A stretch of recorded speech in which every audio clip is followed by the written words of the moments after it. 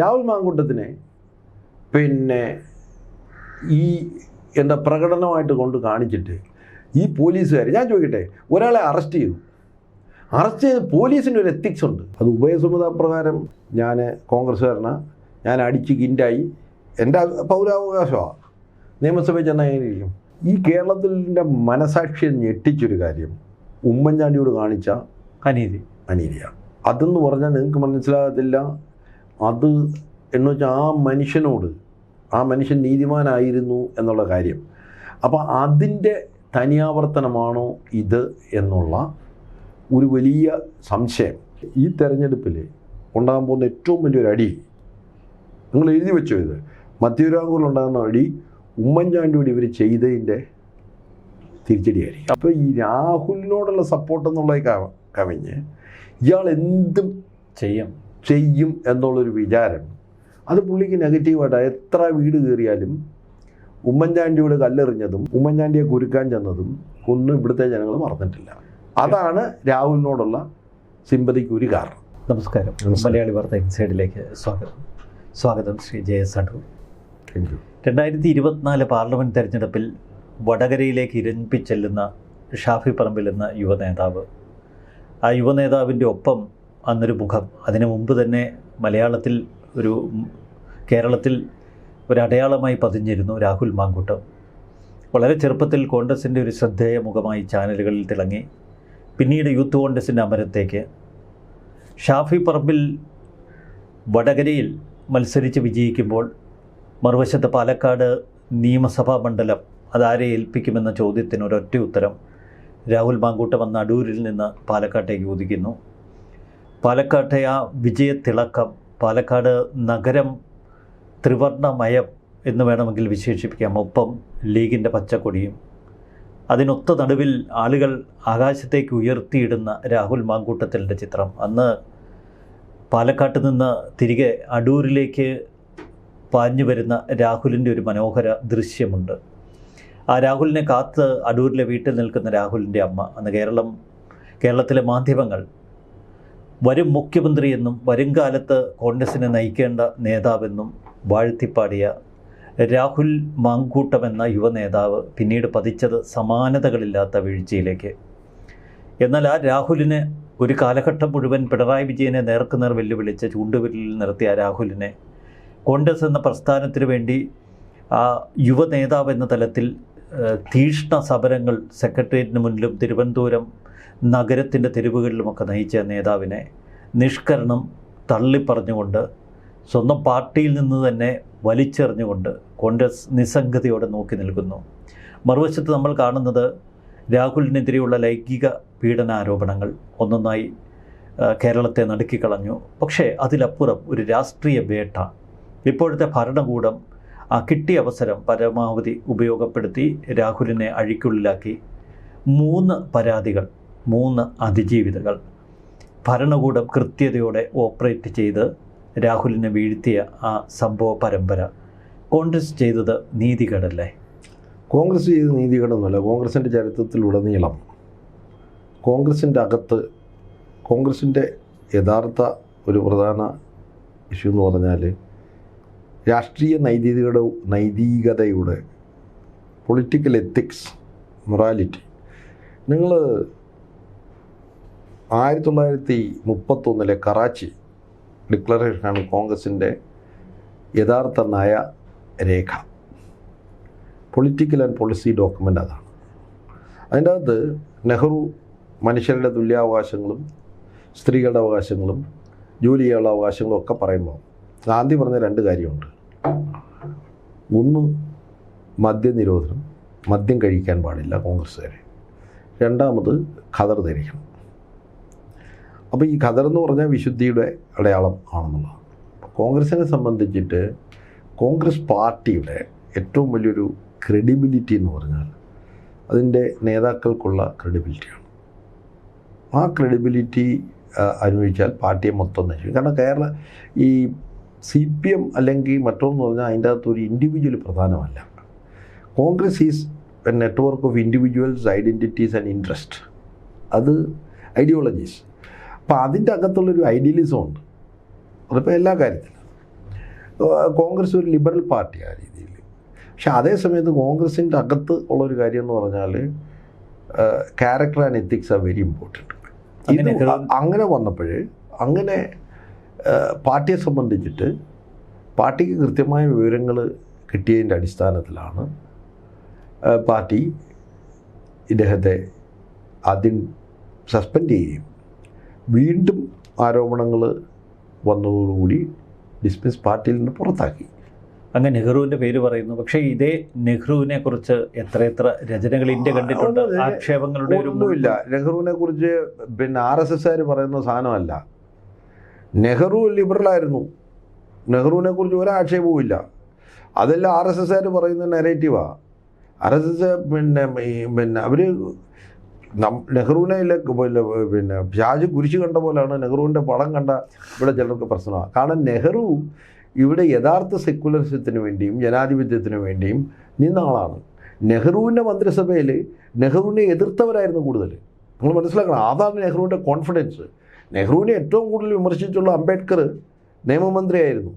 നെഹ്റുവിനെ ബോംബെ ക്ലബിൻ്റെ ഭാഗമായിട്ട് ഏറ്റവും കൂടുതൽ വിമർശിച്ച ജോൺ മത്തായി റെയിൽവേ മന്ത്രിയും ധനകാര്യമന്ത്രിയുമായിരുന്നു. പോട്ടെ, ശ്യാമപ്രസാദ് മുഖർജി ഇവിടുത്തെ BJPയുടെയും മറ്റവരുടെയും പ്രധാന ചിന്തകനല്ലായിരുന്നു, ജനസംഘത്തിൻ്റെ, അദ്ദേഹം മന്ത്രിയായിരുന്നു. അപ്പം അപ്പം നെഹ്റുവിൻ്റെ കോൺഫിഡൻസ് ഇവർക്കാർക്കും ഇല്ല. അപ്പം അതുപോട്ടെ. ഇപ്പം കോൺഗ്രസ്സിൽ കോൺഗ്രസിൻ്റെ ചരിത്രത്തിൽ, ഞാനിപ്പോൾ ചരിത്രത്തിലോട്ട് പോകുന്ന ഒരുപാട് എക്സാമ്പിൾ എനിക്കറിയാം. ഈവൻ ഒരു മുൻ മുഖ്യമന്ത്രി ഒറീസയിൽ കോൺഗ്രസ് നശിക്കാൻ കാരണം എന്താ അറിയാം? ഒറീസയിൽ കോൺഗ്രസ് നശിക്കാൻ കാരണം എന്താ അറിയാം? ക്യാരക്ടർ നശിച്ച ഇതേ ഇഷ്യൂ ഉള്ള ഒരു മുഖ്യമന്ത്രി, അവസാനത്തെ മുഖ്യമന്ത്രി, അത് അന്വേഷിക്കാൻ പോയ ടീമിലുള്ള ഒരാളെ എനിക്കറിയാം, ഇപ്പോഴും പാർട്ടിയിലുണ്ട്. അദ്ദേഹത്തെ പുറത്താക്കി. ആ പുറത്താക്കിയതോടുകൂടി ആണ് കോൺഗ്രസിൻ്റെ എന്താ പറഞ്ഞേ അന്ത്യം ഒറീസയിൽ സംഭവിച്ചത്. കാരണം എന്ന് പറഞ്ഞാൽ അന്ന് പുറത്താക്കേണ്ടി വന്നു. ആരാണ്? മുൻ മുഖ്യമന്ത്രി. അപ്പം ഇത് പിന്നെ ND തിവാരിയെ പുറത്താക്കി, അറിയാമല്ലോ. അപ്പം ഇത് പാർട്ടിയെ സംബന്ധിച്ചിട്ട് പാർട്ടിയെ പുറത്താക്കി. അതാരും പിന്നെ നിഷ്കരണമൊന്നുമല്ല. പാർട്ടിയെ സംബന്ധിച്ചിട്ട് പാർട്ടിയാണ് വലുത്. വ്യക്തികൾ പാർട്ടിയിലുണ്ട്, വ്യക്തി സ്വാതന്ത്ര്യത്തിന് സ്പേസും കൊടുത്തിട്ടുണ്ട്, പക്ഷെ പാർട്ടിയാണ് വലുത്. പക്ഷെ മറുവശത്ത് വലിയൊരു ഭരണകൂട വേട്ട ഇവിടെ നടന്നില്ല. അത് ഞാൻ എഴുതിയിട്ടുണ്ട് നേരത്തെ. കാരണം ഇത് രണ്ടും രണ്ടാണ്. ഉണ്ടാവും. ഇപ്പം ഞാൻ കേരളത്തിൻ്റെ ചരിത്രത്തിൽ നോക്കിയാൽ, ഞാൻ ചെറുപ്പത്തിൽ അന്ന് സോഷ്യൽ മീഡിയ ഇല്ല, ഓൺലൈൻ മീഡിയ ഇല്ല. ഈ നമ്മൾ ചവറയിൽ കൂടെ പോകുമ്പോൾ സരസൻ എവിടെ, സരസൻ എവിടെ, INTUസിൻ്റെ നേതാവായിരുന്നു സരസൻ എവിടെ. അപ്പോൾ അന്ന് പത്രങ്ങളിൽ എഴുതി വിടുന്നതെന്ന് പറഞ്ഞാൽ മഞ്ഞപ്പത്രം, ഈ ബേബി ജോൺ എന്ന് പറയുന്ന ആൾ ക്രൂരമായിട്ട്, ബേബി ജോണിനെ എന്തൊക്കെ പറഞ്ഞ് സത്യം പറഞ്ഞാൽ ഞാൻ പുള്ളിയുടെ വീട്ടുകാർ പോലും വിശ്വസിക്കും. കാരണം ഈ കഥകൾ മെനയുമാണ്. കടലിൽ കൊണ്ടുപോയി, ഞാൻ വായിച്ചിട്ടുണ്ട്, ബോട്ടിൽ കൊണ്ടുപോയി കഷ്ണമായിട്ട് മീൻ ഇട്ട് കൊടുത്തു. അങ്ങനെ ബേബി ജോണിനെ വേട്ടയാടാവുന്ന എല്ലാം ആടി. മാധ്യമം വിചാരണ. അന്ന് എന്തായാലും ഭാഗ്യത്തിന് ടെലിവിഷൻ ഇല്ലായിരുന്നു, മറ്റേ ഓൺലൈൻ മീഡിയ അല്ലെ സോഷ്യൽ മീഡിയ ഇല്ലായിരുന്നു. അല്ലെങ്കിൽ പറഞ്ഞ് ഇവനെ അപ്പം ക്രൂശിക്കാൻ. എന്തു പറ്റി? കുറച്ച് കഴിഞ്ഞപ്പം സരസൻ തിരിച്ചു വന്നു. അത് കഴിഞ്ഞിട്ടുള്ള ഒരു കാര്യമാണ് ചാരക്കേസ്. ചാരക്കേസിൻ്റെ അകത്ത് ഇവിടെ എന്താ പറഞ്ഞാൽ ഇവിടെ ഞാൻ വായിച്ച ഒരു പത്രത്തിൽ ഇവിടെ ഡിസ്ക് കൊണ്ടുപോകാൻ കപ്പൽ വന്നത്. ചോദിച്ചാൽ ഡിസ്ക് എന്ന് പറഞ്ഞാൽ എന്താ പറയുക, നമ്മുടെ മെമ്മറി കാർഡ് കപ്പൽ ഇവിടെ അടുത്തത് എന്ന് പറഞ്ഞാൽ എഴുതി വിടുകയാണ് കഥകൾ. പിടയ്ക്കുന്ന ട്യൂണുകൾ എന്ന് പറഞ്ഞാൽ പിന്നെന്താ പറഞ്ഞാൽ മാലദ്വീപ്സിലെ ആ സ്ത്രീകളെ എന്തുമാത്രം ആക്ഷേപിച്ച് ഈ നമ്പിനാരായണനെ ദേശദ്രോഹിയാക്കി അന്നാണെങ്കിൽ ആൾക്കാരെ എറിഞ്ഞു വന്നേനെ. അപ്പോൾ അത് കഴിഞ്ഞിട്ട് ഈ ഓരോ അപ്പം നമ്മുടെ ജോൺ മുണ്ടക്കയം ചാരം എന്ന് പറഞ്ഞ ഒരു പുസ്തകം എഴുതിയിട്ടുണ്ട്, വായിക്കണം. അത് കഴിഞ്ഞ് ഉമ്മൻചാണ്ടിയെക്കുറിച്ച് എന്തൊക്കെയാണ് പറഞ്ഞത്? ഉമ്മൻചാണ്ടിയെക്കുറിച്ച് എന്ത് പച്ച കള്ളങ്ങളാണ്. Solar case. പിന്നെ നമുക്കൊക്കെ എനിക്ക് വളരെ നിങ്ങൾക്കറിയാം ഞാൻ ഉമ്മൻചാണ്ടിയുടെ ഏറ്റവും ആത്മാർത്ഥമായിട്ട് അത് ഞാൻ ഇനിയിപ്പം മെമ്മേഴ്സിൽ വരുമ്പോൾ അദ്ദേഹം പറഞ്ഞ കാര്യങ്ങൾ ഞാൻ എഴുതും. പിന്നെ ഇപ്പം ചാണ്ടി ഉമ്മൻ ഇപ്പം ചില കാര്യങ്ങൾ പറഞ്ഞു. ഇപ്പം ഇതിൻ്റെ ഒരു പ്രശ്നം എന്ന് പറഞ്ഞാൽ രാഹുൽ മാങ്കൂട്ടത്തിനെ പിന്നെ ഈ എന്താ പ്രകടനമായിട്ട് കൊണ്ട് കാണിച്ചിട്ട് ഈ പോലീസുകാർ, ഞാൻ ചോദിക്കട്ടെ, ഒരാളെ അറസ്റ്റ് ചെയ്ത് പോലീസിൻ്റെ ഒരു എത്തിക്സ് ഉണ്ട്. അത് ആ രാത്രി തന്നെ വിഷ്വൽ എന്താണ് ഇവിടുത്തെ മീഡിയയ്ക്ക് കൊടുക്കുക. അത് ശരിയാണോ? ഒരാളുടെ ഡിഗ്നിറ്റി, ഞങ്ങൾ എന്തോ കുറ്റക്കാരനായാലോ അടിസ്ഥാന ഡിഗ്നിറ്റി, ഇപ്പോഴും MLA അത് കഴിഞ്ഞിട്ട് ഇത് ചോർത്തി കൊടുത്തല്ലോ. എന്നിട്ട് ഈ ചാറ്റ് മൊത്തം ചോർത്തി കൊടുക്കുന്നു. എങ്ങനെ ഈ മീഡിയയിലെല്ലാം ചാറ്റ് വരുന്നത്? പോലീസ് കൊടുത്തില്ലെങ്കിൽ ഇതെന്താ ആകാശത്തുനിന്ന് വരുമോ? ഇതപ്പോൾ there is essential lack of ethics. Police എന്ന് പറഞ്ഞാൽ ഒരു സർവീസാണ്. പോലീസ് എന്ന് പറഞ്ഞാൽ അക്കൗണ്ടബിലിറ്റിയാണ്. പോലീസ് ചെയ്യേണ്ട കാര്യങ്ങൾ പോലീസ് കൃത്യമായിട്ട് ചെയ്യണം. ഇത് റൂട്ട് മാപ്പ് വരെ കൊടുത്തിട്ട് ഒരാളെ ചീമുട്ടയെറിപ്പിക്കും ജയിലിൽ നിന്ന് ഇറങ്ങുമ്പോൾ. ഇത് മര്യാദയാണ്. ഞാൻ പറഞ്ഞു, നിങ്ങളൊരു കാര്യം മനസ്സിലാക്കണം. ഒരു ട്രയൽ പ്രിസണർ ആരാണെന്ന് പറഞ്ഞാൽ അയാൾക്ക് മനുഷ്യാവകാശങ്ങളുണ്ട്. എനിക്ക് നിങ്ങൾക്കുള്ള മനുഷ്യാവകാശമുണ്ട്. ആ മനുഷ്യാവകാശത്തിൻ്റെ അടിസ്ഥാനം ഡിഗ്നിറ്റിയാണ്. റൈറ്റ്? ഇത് നിങ്ങൾ ട്രയലിലൊരാളെ ഈ നരേറ്റീവുകൾ ഉണ്ടാക്കി വയ്ക്കുക, എന്നിട്ട് പേര് വിളിക്കുക. ഉമ്മൻചാണ്ടിയെ കല്ലെറിഞ്ഞ ഓർമ്മയുണ്ടോ? അതെ അതെ. ഉമ്മൻചാണ്ടിയെ കല്ലെറിഞ്ഞ എന്തിനാ? ഈ പറയുന്ന ഇപ്പം ഒരു മന്ത്രിയായിരിക്കുന്നല്ലോ, ആ മന്ത്രി അന്ന് UDFൻ്റെ മന്ത്രിയായിരുന്നു. അയാളുടെ കാര്യം കൊണ്ട് എത്ര പ്രാവശ്യം നിയമസഭ അലങ്കോലപ്പെട്ടെന്നറിയാമോ? അപ്പോൾ ഇതിൻ്റെ ഒരു പ്രശ്നം എന്ന് പറഞ്ഞാൽ ഈ പൊളിറ്റിക്കലി അതാരോ ആയിക്കോട്ടെ, അതൊരു ന്യായമായിട്ടല്ല ചെയ്യുന്നത്. പക്ഷേ ഈ അനീതി എന്തുകൊണ്ട് പ്രതിപക്ഷം ചൂണ്ടിക്കാട്ടുന്നില്ല? ഏത് ഈ ഒരു അനീതി, ഭരണകൂട വേട്ട? ഇത് പ്രതിപക്ഷമല്ലല്ലോ. പ്രതിപക്ഷം എന്ന് പറഞ്ഞാൽ ഇവിടുത്തെ പൗരന്മാർ ചെയ്യുന്നുണ്ട്. ഇതിൻ്റെ അനീതി എന്ന് പറഞ്ഞാൽ നമുക്കറിയത്തില്ല. ഇതിൻ്റെ അകത്തൊരു ന്യായം എന്ന് പറഞ്ഞാൽ എന്താണ്? ഒരാൾ ഈസ് എൻ അക്യൂസ് ചെയ്ത് എന്താണ്, ഈ രാജ്യത്ത് ഒരു നിയമവ്യവസ്ഥയുണ്ട്. ആ നിയമവ്യവസ്ഥയിൽ കാര്യങ്ങൾ കോർട്ടിൽ തെളിവുകളുടെ അടിസ്ഥാനത്തിലാണ് സംസാരിക്കുന്നത്. അല്ല, അതുവരെ ഈ നരേറ്റീവുകൾ, മനസ്സിലായല്ലോ? ഞാൻ പറഞ്ഞില്ലയോ, ഈ പറഞ്ഞ പോലെ നമ്പിനാരായണനെതിരെ ഉണ്ടാക്കിയ നരേറ്റീവുകൾ, സരസനെതിരെ ഉണ്ടാക്കിയ നരേറ്റീവുകൾ, പിടയ്ക്കുന്ന ടൂണ എന്ന് പറഞ്ഞ പോലെ. അല്ല, ഇവിടെ 3 സ്ത്രീകളുണ്ട് പരാതിക്കാരായി. ഇപ്പോൾ ഇതുവരെ ഈ നേരത്തെ സ്ത്രീകൾ ഉണ്ടായിട്ടുണ്ടല്ലോ. നേരത്തെ ഒരു സ്ത്രീ ആയിരുന്നല്ലോ പരാതിക്കാരെ, സോളർ കേസ്. ആ സ്ത്രീ പരാതി പറയാത്തൊന്നുമില്ലല്ലോ. ആദ്യം എൻ്റെ സ്വന്തം അച്ഛനാണ് എന്ന് പറഞ്ഞിട്ട് പിന്നെ എന്താ പറഞ്ഞത്? അതെ. അപ്പോൾ അതുകൊണ്ട് ഇത് ആര് പരാതിക്കാരിയാന്നുള്ള വിഷയമല്ല, മനസ്സിലായില്ലോ? പക്ഷേ the justice should be done. ഒരാൾ കുറ്റം ചെയ്തിട്ടുണ്ടെങ്കിൽ അത് ആരാണെന്ന് പറഞ്ഞാലും കുറ്റത്തിന് തക്കതായ ശിക്ഷയുണ്ട്.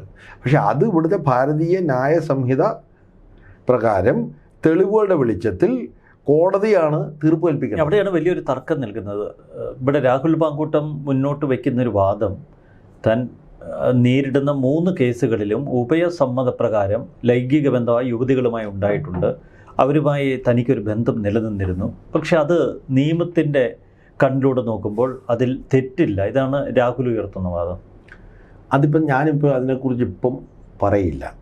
കാരണം എന്ന് പറഞ്ഞാൽ അതിൻ്റെ അകത്തൊക്കെ ഒരു എത്തിക്സിൻ്റെ പ്രശ്നമുണ്ട്.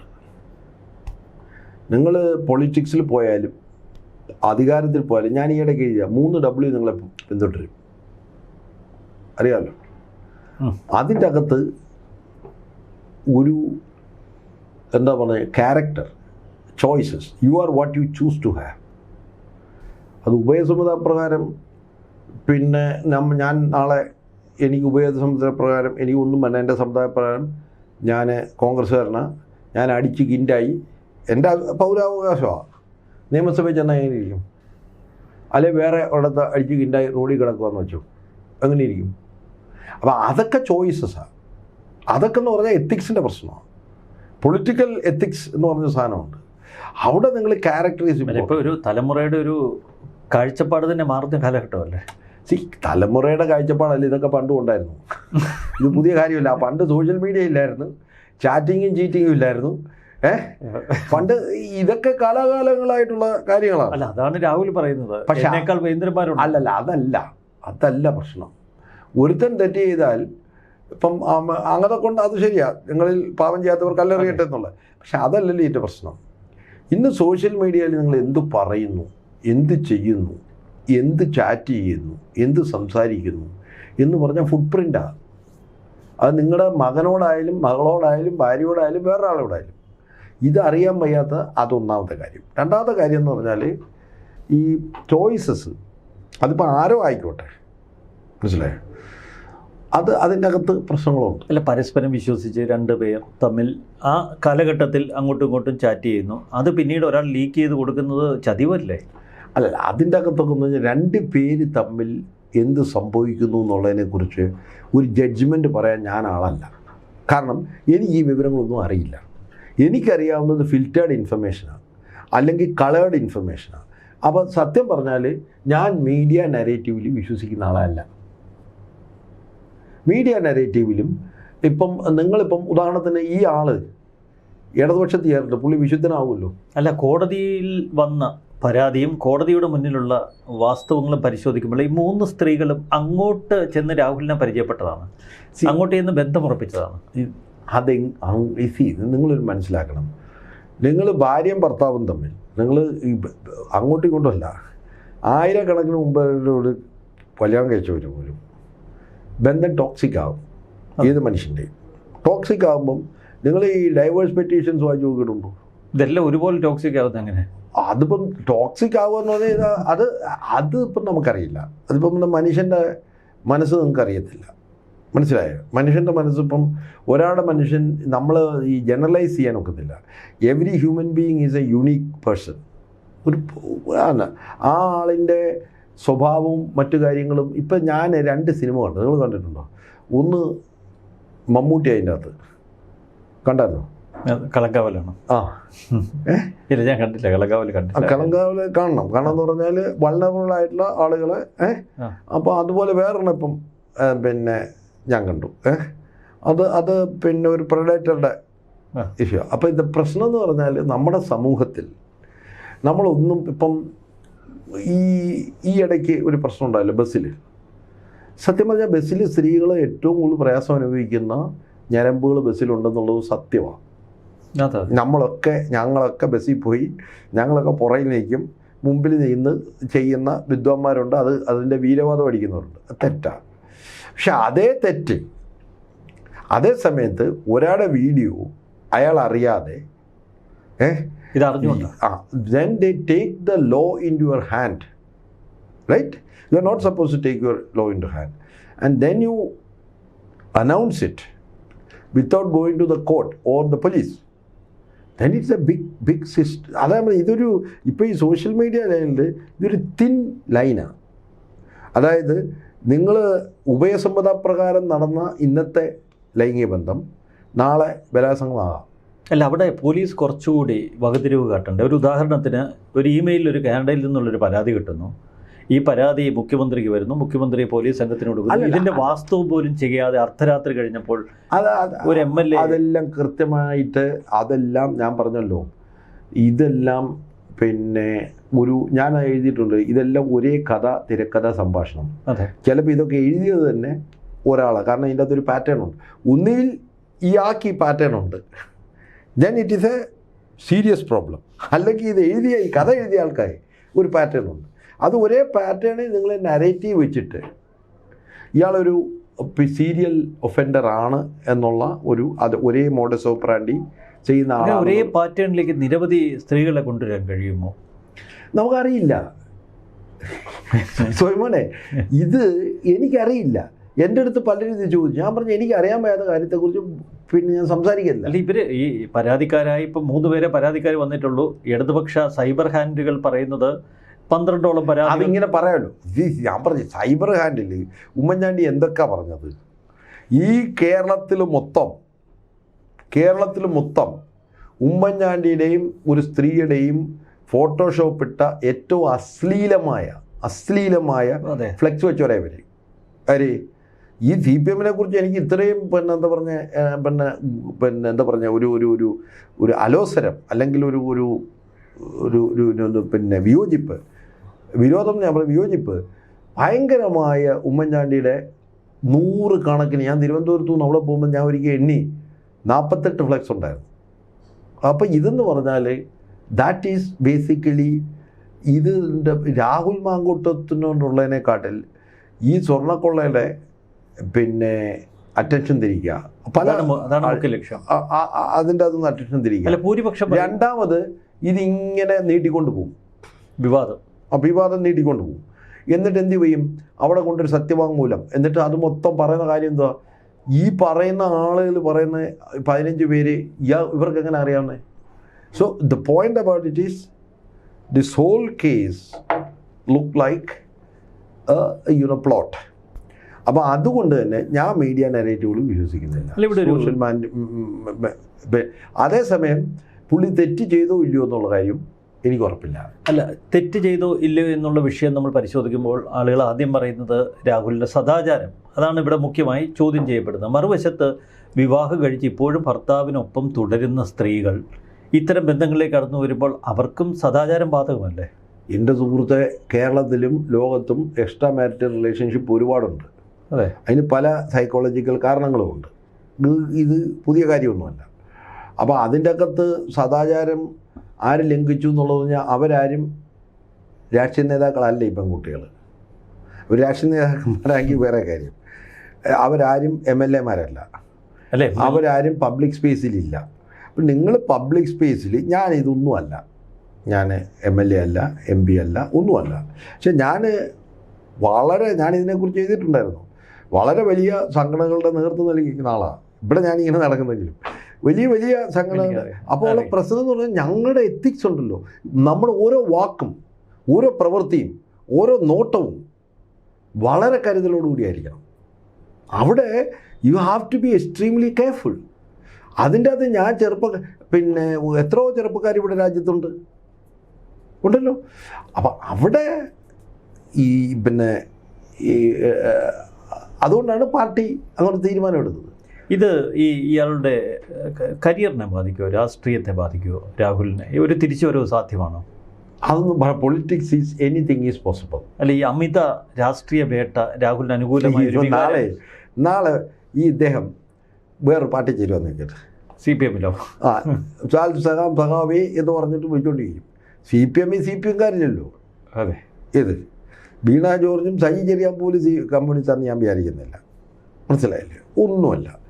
ഇവരെല്ലാം രാത്രി പ്രാർത്ഥിക്കുന്നവരും കുരിശ് വരച്ച് കിടക്കുന്നവരും എല്ലാമാണ്. അപ്പോൾ ഇതിൻ്റെ ഒരു പ്രശ്നം എന്ന് പറഞ്ഞാൽ, നാളെ നിങ്ങൾക്കറിയാമല്ലോ ഒരു മന്ത്രിയെക്കുറിച്ച് എന്തൊക്കെ പറഞ്ഞാൽ, പക്ഷേ മന്ത്രി അങ്ങോട്ട് ചെന്നപ്പം വിശുദ്ധനായി. എന്നിട്ട് ആ പുള്ളി പറയുന്ന വർത്തമാനം കേട്ടാൽ അതിനെക്കാട്ടി തമാശാണ്, ആ ധാർമ്മിക രോഷം. അപ്പം ഇതിൻ്റെ ഒരു കാര്യം എന്ന് പറഞ്ഞാൽ, these politics anything is possible. പൊളിറ്റിക്സിനെ സംബന്ധിച്ചിട്ട് എനിത്തിങ് ഈസ് പോസിബിൾ. അപ്പോൾ അതൊന്നും നമുക്ക് ഒരാളെ ഭാവി പ്രവചിക്കാൻ നമുക്ക് ഒക്കില്ല. കാരണം ഇദ്ദേഹത്തെ സംബന്ധിച്ചിട്ട് ഈ കേസിൽ നിന്ന് ഒഴിവായി വരണമെങ്കിലൊരു സത്യം പറഞ്ഞാൽ ഇതെല്ലാം ഉള്ളി വലിച്ച പോലെ ആയിരിക്കും ചിലപ്പോൾ. ഇതെല്ലാം കഴിയുമ്പോൾ വരുമ്പോൾ 1 കൊല്ലം കഴിയും. അപ്പോൾ അത് കൃത്യമായ ഭരണകൂട. പിന്നെ വേറൊരു പ്രശ്നം കേരളത്തിൽ, നിങ്ങൾ ഈ മുഖ്യമന്ത്രിയുടെ പരിപാടി എന്തുവാ? മുഖ്യമന്ത്രിക്കാണ് നിങ്ങൾ പരാതി അയക്കുന്നത്. അല്ല, അങ്ങനെ പുതിയ ട്രെൻഡായി. അല്ല, അത് വലിയ പ്രശ്നമാണ്. വൈവാഹിക ജീവിതത്തിൽ ഉൾപ്പെട്ട സ്ത്രീകൾക്ക് അവരുടെ പ്രണയബന്ധം തകരുമ്പോൾ, അവരെ പീഡിപ്പിക്കപ്പെട്ടു എന്ന് തോന്നുമ്പോൾ മുഖ്യമന്ത്രിയെ സമീപിക്കുക. എന്താ മുഖ്യമന്ത്രി അല്ലാതെ ഇവിടെ വേറെ ഇവിടെ വനിതാ വിങ് ഉണ്ടല്ലോ. അല്ല, കൂടുതൽ വേഗത്തിൽ ആ ഫയലുകൾ നീങ്ങണം. അല്ലല്ല, അതിൻ്റെ അകത്തൊക്കെ ശരികേടുണ്ട്. നിങ്ങൾ മനസ്സിലാക്കുക. ഗവർണൻസ് എന്ന് പറഞ്ഞാൽ എന്താണ്, എക്സിക്യൂട്ടീവ് എന്ന് പറഞ്ഞാൽ എന്താണ്? നിങ്ങൾ ഒരു ആഭ്യന്തരമന്ത്രി ആണെങ്കിൽ പോലും പോലീസിൻ്റെ കാര്യത്തിൽ ഇടപെടാൻ പറ്റുന്നത്. പോലീസ് നന്നായിരിക്കണം. പക്ഷേ പോലീസിൻ്റെ പ്രശ്നം എന്ന് പറഞ്ഞാൽ പോലീസിൻ്റെ ദുരുപയോഗമാണ് കേരളത്തിൽ എപ്പോഴും നടക്കുന്നത്. രക്ഷാപ്രവർത്തനമാണ് നടക്കുന്നത്. മനസ്സിലായി? പോലീസ് നാളെ കോൺഗ്രസ് ഭരിക്കുകയാണെങ്കിൽ ആഭ്യന്തരമന്ത്രി ആയിരുന്നു വെച്ചാൽ അവനെ പോയി അടിക്കാന്ന് പറഞ്ഞാൽ അവനെ അടിച്ച് ശരിയാക്കും. അപ്പോൾ അവിടെയാണ് പ്രശ്നം. ഇതിൻ്റെ അകത്ത് 2 കാര്യമുണ്ട്. ഒന്ന് പോലീസിൻ്റെ ദുരുപയോഗം, 2 ഇവിടുത്തെ നീതിന്യായ വ്യവസ്ഥയ്ക്കകത്ത് ഒരു കൃത്യമായുണ്ട്. നാളെ എനിക്ക് ഒരു ഇമെയിൽ ID ഉണ്ടെങ്കിൽ നേരത്തെ ഒരു കള്ള ഇമെയിൽ ID നിന്ന് അയച്ചേ, എന്നിട്ട് എന്തെങ്കിലും പരാതി ഉണ്ടെങ്കിൽ KPCCക്ക് പരാതി വയ്ക്കുക. KPCC എന്താ, കോടതിയാണ്? അവിടെ കമ്മീഷനൊന്നുമില്ല. അവരെന്ത് ചെയ്യും? ഇങ്ങനെ പരാതി വന്നാൽ അവർ ഹാൻഡ് ഓവർ ചെയ്യും. കാരണം അത് ചെയ്യുന്നത് എന്താണെന്ന് അറിയാം, അതൊരു കുടുക്ക. ഇത് അതുകൊണ്ടാണ് ഞാൻ പറഞ്ഞത് ഇതിൻ്റെ അകത്ത് സത്യസന്ധമായ ചില പ്രശ്നങ്ങളുണ്ടെന്ന്. കാരണം എന്ന് പറഞ്ഞാൽ KPCCക്ക് ഇത് അയക്കേണ്ട യാതൊരു കാര്യമില്ല. KPCCയിലുള്ള ആളല്ല. കോൺഗ്രസ് പാർട്ടി പരാതി എടുത്ത് എന്തിന് പോലീസിന്റെ DGP കൈമാറി? ഒരാവശ്യമില്ല. അല്ല, ചെയ്യണം. അതറിയത്തില്ലേ? നിങ്ങൾക്ക് നാളെ ഒരു ഹരാസ്മെൻറ്റ് കേസ് നിങ്ങളുടെ ഈ വന്നു കഴിഞ്ഞാൽ നിങ്ങൾ പോലീസിന് കൈമാറിയില്ലെങ്കിൽ നിങ്ങളെ അതിൻ്റെ അത് കോംപ്ലിസിറ്റാണ്. അപ്പോൾ KPCC പ്രസിഡന്റിനെ വെട്ടിലാക്കിയത് മനഃപൂർവ്വം. മറുവശത്ത് ഈ രാഹുൽ അതിൻ്റെ കൂട്ടി ശ്രീജാദേവി കുഞ്ഞമ്മയ്ക്കെതിരെ KPCC പരാതി കൊടുത്തിട്ട് എന്ത് കാര്യം? ഒരു കാര്യമില്ല. അവരൊന്നും തെറ്റായിട്ട് പറഞ്ഞിട്ട് എനിക്ക് തോന്നിയില്ല. അവരവരുടെ അഭിപ്രായം പറഞ്ഞു. ആർട്ടിക്കിൾ 19 പ്രകാരം എല്ലാവർക്കും സ്വതന്ത്രമായിട്ട് അഭിപ്രായം പറയാനുണ്ടല്ലോ. ഞാനൊരു പാർട്ടിക്കാരനാണ്, പാർട്ടിയുടെ ഒരു എന്താ പറയുക നടപടിക്കകത്ത് നിന്ന് വർത്തമാനം പറയണം. പക്ഷെ ഞാൻ ഒരു സ്വതന്ത്ര പൗരനും കൂടാ, അല്ലേ? ഇത് രണ്ട് മ്യൂച്വലി എക്സ്ക്ലൂസീവ് അല്ല. അപ്പോൾ സ്വതന്ത്ര പൗരനുള്ള രീതിയിൽ article 19 I have a right to expression, ഇല്ലേ? എൻ്റെ അഭിപ്രായവും നിങ്ങളുടെ അഭിപ്രായം പറയാൻ അതല്ലേ നമ്മുടെ മീഡിയ എന്ന് പറയുന്നത്, അതല്ലേ അവകാശമുണ്ട്. അപ്പോൾ ഒരാൾ അഭിപ്രായം പറയരുത്, അഭിപ്രായം പറയരുതെന്ന് പറഞ്ഞാൽ എങ്ങനെയാണ്? അവരവരെ അഭിപ്രായം പറഞ്ഞു, അതിനോട് നിങ്ങൾക്ക് യോജിക്കാം വിയോജിക്കാം, അവർക്ക് അവരുടേതായിട്ടുള്ള പെർസ്പെക്റ്റീവ് ഉണ്ട്. അപ്പോൾ അവിടെയാണ് പ്രശ്നം. എനിക്ക് രാഹുൽ മാങ്കൂട്ടം കോൺഗ്രസ് ആണോ അല്ലയോ എന്നുള്ളതാണ് എൻ്റെ വിഷയം. ഇവിടെ ഒരു സ്വതന്ത്ര പൗരന് ചില അവകാശങ്ങളുണ്ട്. തീർച്ചയായിട്ടും ഈ രാഹുലിന് അനുകൂലമായൊരു തരംഗം ഇപ്പോൾ പൊതുവെ സോഷ്യൽ മീഡിയയിൽ കാണാം. അതെന്തുകൊണ്ടാണ് അങ്ങനെ ഒരു സദാചാരമൊക്കെ നമ്മൾ ചോദ്യം ചെയ്യപ്പെടുമ്പോഴും രാഹുലിന് അനുകൂലമായൊരു വികാരം? അതിൻ്റെ ഒരു പ്രധാന കാര്യം, ഞാനിത് ആരൊക്കെയാണ് പ്രായമുള്ളവരൊക്കെ ചെയ്യുന്നുണ്ട്. ഈ കേരളത്തിൻ്റെ മനസാക്ഷിയെ ഞെട്ടിച്ചൊരു കാര്യം ഉമ്മൻചാണ്ടിയോട് കാണിച്ച അനീതിയാണ്. അതെന്ന് പറഞ്ഞാൽ നിങ്ങൾക്ക് മനസ്സിലാകത്തില്ല. അത് എന്ന് വെച്ചാൽ ആ മനുഷ്യൻ നീതിമാനായിരുന്നു എന്നുള്ള കാര്യം. അപ്പോൾ അതിൻ്റെ തനിയാവർത്തനമാണോ ഇത് എന്നുള്ള ഒരു വലിയ സംശയം സാധാരണക്കാരായ ജനങ്ങൾക്കുണ്ട്. അതിനിപ്പം വേറെ ഉമ്മൻചാണ്ടി വേറെയാ മറ്റേതെന്ന് പറഞ്ഞിട്ട് കാര്യമില്ല. ഉമ്മൻചാണ്ടിയോട് കാണിച്ച ഏറ്റവും വലിയ അനീതിയായിരുന്നു. നിങ്ങൾ കണ്ടോണം. പത്തനാപുരത്ത് പറഞ്ഞല്ലോ ചാണ്ടി ഉമ്മൻ, പത്തനാപുരത്തെ റിസൾട്ടിൽ നിന്ന് വരുമ്പോൾ കണ്ടോണം. ഞാൻ കാര്യമായിട്ട് പറയാം. കാണുമെന്ന് പറഞ്ഞാൽ ഉമ്മൻചാണ്ടിയോട് കാണിച്ച ചതി, വഞ്ചന, തെറ്റ് ഞാൻ ഉൾപ്പെടെ ഉള്ളവർക്കത് ഭയങ്കരമായിട്ട് ഇപ്പോഴും ക്ഷമിച്ചിട്ടില്ല. കാരണം എന്ന് പറഞ്ഞാൽ ഞങ്ങൾക്കറിയാവുന്ന ഉമ്മൻചാണ്ടി അങ്ങനെയല്ല. ആ മനുഷ്യൻ്റെ സങ്കടം, പ്രയാസം, ദുഃഖം, ആ മനുഷ്യനെ വേട്ടയാടി കല്ലെറിഞ്ഞു. എന്നിട്ട് ആ മനുഷ്യൻ്റെ മരണത്തിന് ശേഷം ഇവർ ചെന്ന് പറയുന്ന പറച്ചിൽ കേൾക്കുമ്പോഴുണ്ടല്ലോ, അതാണ് സത്യം പറഞ്ഞാൽ അതിൻ്റെ ഓർമ്മ ഇതുവരെ ഇവിടുത്തെ ജനങ്ങളുടെ മനസ്സിൽ മാറിയിട്ടില്ല. സത്യം പറഞ്ഞാൽ ഈ തെരഞ്ഞെടുപ്പിൽ ഉണ്ടാകാൻ പോകുന്ന ഏറ്റവും വലിയൊരു അടി, നിങ്ങൾ എഴുതി വെച്ചോ, ഇത് മധ്യരാങ്കൂറിലുണ്ടാകുന്ന അടി ഉമ്മൻചാണ്ടിയോട് ഇവർ ചെയ്തതിൻ്റെ തിരിച്ചടിയായിരിക്കും. അപ്പോൾ രാഹുൽ മാങ്കൂട്ടത്തിലിനെ പാർട്ടി ഒഴിവാക്കിയെങ്കിലും അതിപ്പോൾ ഗുണമാകത്തു കോൺഗ്രസ് പാർട്ടിക്ക് എന്നാണ് അങ്ങ് കരുതുന്നത്? പിന്നെ കോൺഗ്രസ് പാർട്ടിക്ക് ഈ രാഹുൽ മാങ്കൂട്ടത്തിൻ്റെ കാര്യത്തിൽ പലർക്കും പല അഭിപ്രായങ്ങളുണ്ട്. പക്ഷെ പൊതുവേ ഈ പിണറായി വിജയൻ എന്തും ചെയ്യും, ഭരണത്തിൽ കിടാൻ വേണ്ടി എന്തും ചെയ്യും. ഉമ്മൻചാണ്ടിയെ കല്ലെറിയിപ്പിച്ചില്ലേ? മനസ്സിലായി. ഈ അന്ന് ചാണ്ടി ഉമ്മനോട് ഉള്ള വിരോധം എന്തുവരെന്നറിയോ? എന്താണ്? പിണറായി വിജയനെ പുകഴ്ത്തിയാൽ ഇതേ ആളുകൾ ചാണ്ടി ഉമ്മനെതിരെ തിരിഞ്ഞു. കാരണം എന്ന് പറഞ്ഞാൽ എന്തറിയോ? ഇദ്ദേഹം എന്തും ചെയ്യാൻ മടിക്കാത്ത ഒരാളാണെന്നുള്ള ചിന്ത പൊതുമണ്ഡലത്തിലുണ്ട്. ഈ സത്യം പറഞ്ഞാൽ പിണറായി വിജയൻ ഇപ്രാവശ്യം തോക്കാൻ പോകുന്നത് എൻ്റെ ഒരു പ്രധാന കാര്യം മധ്യരാങ്കൂറിൽ ഉമ്മൻചാണ്ടി ആയിരിക്കും. തീർച്ചയായും. കാരണം എന്ന് പറഞ്ഞാൽ ഉമ്മൻചാണ്ടി മരിച്ചത് 2 കൊല്ലം മുമ്പാണല്ലോ, 2.5 കൊല്ലം മുമ്പാണല്ലോ. ആ ഓർമ്മ ജനങ്ങളുടെ മനസ്സിൽ നിന്ന് പോയിട്ടില്ല. ഈ തിരുവനന്തപുരം തൊട്ട് കോട്ടയം വരെ അതിൻ്റെ പ്രത്യാഘാതമാണ്. ഞാൻ വളരെ കൃത്യമായിട്ട് ശ്രദ്ധിച്ചിട്ടുണ്ട്. അതായത് 40ഉം 50ഉം എൻ്റെ ഒരു അടുത്ത സുഹൃത്തുണ്ട്, വലിയ ബിസിനസ്സുകാരനാണ്, ഭയങ്കര മുടിഞ്ഞ കോൺഗ്രസ്സാണ്. എന്ന് വെച്ചാൽ കോൺഗ്രസ് രക്തത്തിൽ കൊണ്ടുവരുന്ന പേര് പറയില്ല, വലിയ ബിസിനസ്സുകാരനാണ്. അയാൾക്ക് മന്ത്രി MLA ഒന്നും ആണ്ട, ആരോടും ഒരു പേടിയില്ലാത്തൊരുത്തനാണ്. അങ്ങനെ കുറേ പേരുണ്ട്, 2-3 ബിസിനസ്സുകാർ. ഇവർ ഈ പുള്ളിയെ ഭയങ്കരമായിട്ട് സപ്പോർട്ട് ചെയ്യുന്നു. അപ്പം ഞാൻ ചോദിച്ചു, നിങ്ങൾ രാഹുലിനെ ഭയങ്കരമായിട്ട് സപ്പോർട്ട് ചെയ്യുന്നു. ഇത് വേട്ടയാണോ അദ്ദേഹം വേട്ടയാണ്? കാരണം അവർ ഈ കോൺഗ്രസ് അനുഭാവികളാണ്.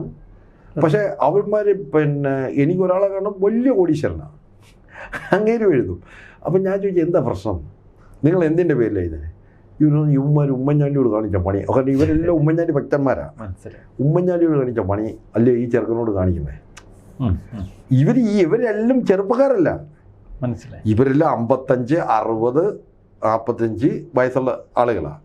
അപ്പോൾ ഇതിൻ്റെ അകത്ത് പല ഫാക്ടേഴ്സ് ഉണ്ട്. നമ്മൾ ഈ ഇപ്പോൾ ഈ രാഹുലിനോടുള്ള സപ്പോർട്ട് എന്നുള്ളത് കവിഞ്ഞ് ഇയാൾ എന്തും ചെയ്യും എന്നുള്ളൊരു വിചാരം അത് പുള്ളിക്ക് നെഗറ്റീവായിട്ടാണ്. എത്ര വീട് കയറിയാലും ഉമ്മൻചാണ്ടിയോട് കല്ലെറിഞ്ഞതും ഉമ്മൻചാണ്ടി അവസാനം കൊണ്ട് CBI കേസ് കൊടുത്തതും ഉമ്മൻചാണ്ടിയെ കുരുക്കാൻ ചെന്നതും ഒന്നും ഇവിടുത്തെ ജനങ്ങൾ മറന്നിട്ടില്ല. അതാണ് രാഹുലിനോടുള്ള സിമ്പതിക്ക് ഒരു കാരണം. തീർച്ചയായിട്ടും. അപ്പോൾ അത് എൻ്റെ അഭിപ്രായം പറഞ്ഞാൽ ഈ നരേറ്റീവിലൊന്നും ഞാൻ വിശ്വസിക്കുന്നില്ല. അത് അതിൻ്റെ അർത്ഥം രാഹുൽ പിന്നെ മാങ്കൂട്ടത്തിനെ ഞാൻ സപ്പോർട്ട് ചെയ്യുന്നില്ല. പക്ഷേ ഈ നരേറ്റീവിൻ്റെ ചരിത്രം നോക്കിയാൽ മനസ്സിലായോ, അതിപ്പം പിന്നെന്താ പറഞ്ഞത്, ചാരക്കേസിൻ്റെ ആയാലും മറ്റേൻ്റെ ആയാലും ചരിത്രം നോക്കിയാന്ന് പറഞ്ഞാൽ അത് വളരെ കൃത്യമായ അജണ്ടയോടുകൂടി, രാഷ്ട്രീയ അജണ്ടയോടുകൂടി നടത്തുന്ന കാര്യം. പക്ഷേ അത് കോൺഗ്രസിനെ ഒന്നും ബാധിക്കത്തില്ല എന്നുള്ളതാണ് സത്യം. തീർച്ചയായിട്ടും. വളരെ നന്ദി ശ്രീ ജയസൺ. നന്ദി, നമസ്കാരം.